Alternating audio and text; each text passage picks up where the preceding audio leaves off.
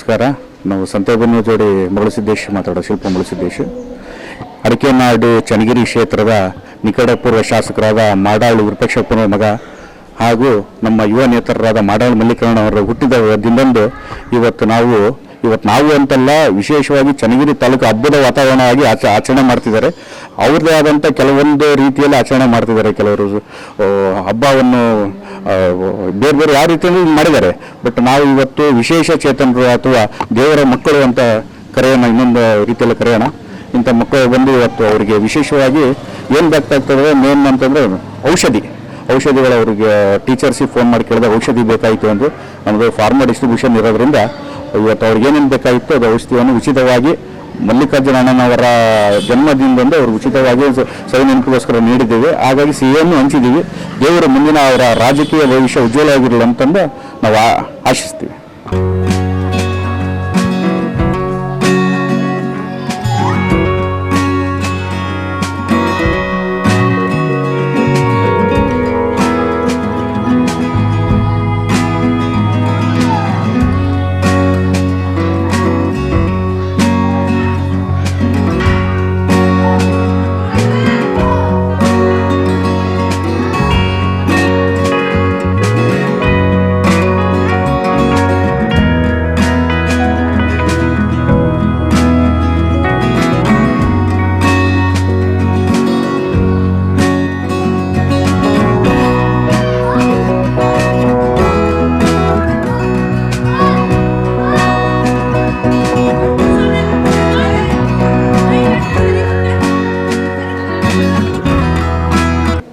ನಮಸ್ಕಾರ ಎಲ್ರಿಗೂ. ನಾವು ಸಂತೆಬೆನ್ನೂರು ಜೋಡಿ ಶಿಲ್ಪ ಮಗಳಸಿದ್ದೇಶ್. ಇವತ್ತೇನು ನಮ್ಮ ಚನ್ನಗಿರಿಯ ಯುವ ನಾಯಕರಾದಂಥ ಮಾಡಾಳು ಮಲ್ಲಿಕಾರ್ಜುನವರ ಜನ್ಮದಿನದ ಆಚರಣೆ ಮಾಡ್ತಾ ಇದ್ದೀವಿ.